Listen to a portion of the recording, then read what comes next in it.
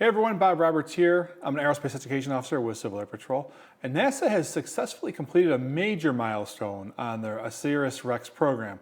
The OSIRIS-REx is an asteroid study and sample return mission. Now, its primary objective is to bring back about 60 grams from the asteroid known as Bennu.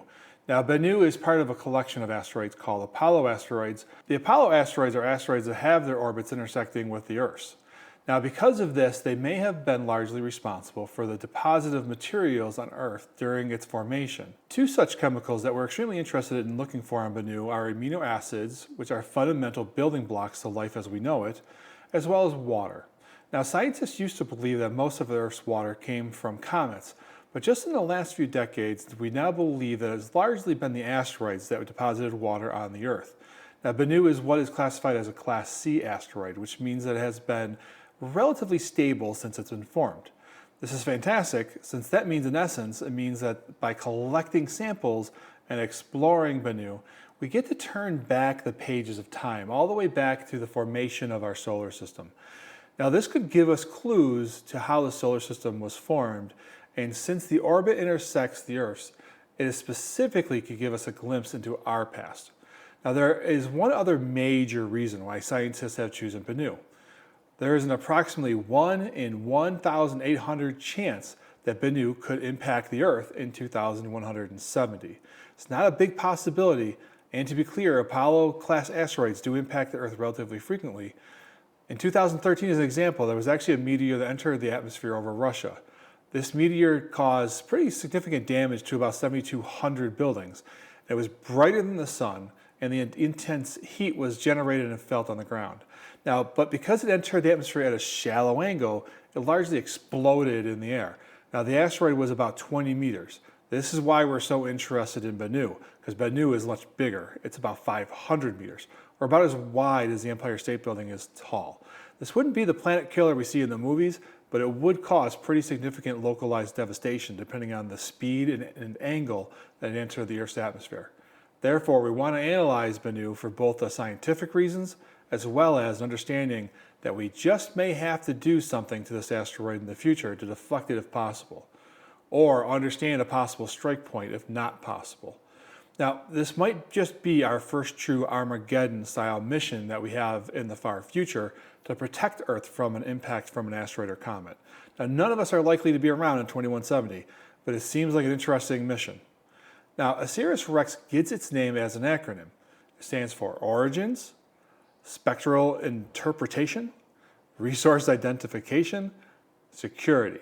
And the REx stands for Regolith Explorer. Now, each of these words represents a specific aspect of its mission, and bonus points to you if you can remember all of that. Now, the mission is an expensive one. Kind of surprised that we actually don't hear more about it given the cost of it. It's right at about $1 billion. That's B, with a capital B. It launched on September 8th, 2016 on a ULA Atlas V rocket from Cape Canaveral. It had a great launch, and it went on to establish a parallel orbit with the Earth and Bennu that also put it into hyperbolic escape velocity. It cruised at that point and it met up with Bennu on December 3rd of 2018. And it began its new phase for science, mapping, and sample collection. Now, over a period of many months, OSIRIS-REx made closer and closer passes of Bennu, initially at about 4 miles, and eventually establishing a slightly oblong and erratic orbit of about 1 mile. This is extremely close. The reasons for such a close orbit is that Bennu is not very big. Gravity is established as a function of its mass. Less mass means less gravity. Less gravity means an object in an established orbit has to be that much closer. By the way, this ended up breaking the previous record of an orbit of a celestial body, which had previously been held by the Rosetta probe of Comet 67P, which was 4.3 miles. Again, this one was 1 mile, much closer. Once established in its orbit, OSIRIS-REx began a very detailed mapping of the asteroid. During this mapping, scientists began looking for a good place to take its samples, or what is being called a tag site, like tag, you're right. It's a tag because the probe never really lands. It extends its arm and comes into contact with the surface, grabs some material, and then says goodbye. The mappings gave scientists 4 candidate locations for this tag. They were Osprey, Sandpiper, Kingfisher, and what was eventually chosen, Nightingale. Now, choosing location was super important because the surface of Bennu is literally layers and layers of rock. And if the arm hit one of the larger areas of rocks, which could be as big as a football stadium, it could damage the arm or even destroy the probe. So they had to find a location that was relatively flat with limited interference from other rocks on the surface. Now, once that was done, the team began to do what any good team does, and that was plan and practice. They made several practice runs at the surface without actually making contact. They got all the way down to 213 feet. Then in another try, they got all the way down to 130 feet. Then when everything was ready, they went for it. And they made contact on October 20th, 2020. If you're watching this video, it was actually yesterday. Which, to the enjoyment of all interested, the probe made contact with its collection arm briefly and lifted back off. Now the next phase for this mission is to sift the material and place it in a return capsule. This will be sent back to Earth, and on September 24th, 2023, it will re-enter the Earth's atmosphere, it will launch a parachute, and it should land at or near the United States Air Force's test and training range, which then will be sent to both NASA and Japanese locations to examine the material. The details of the findings will then be distributed by Ares. This mission also is a first for the United States. It is the first time that the United States will be able to retrieve soil samples from outside of our Earth and Moon and return to them the Earth. Japan is the only other country to have done so just previously.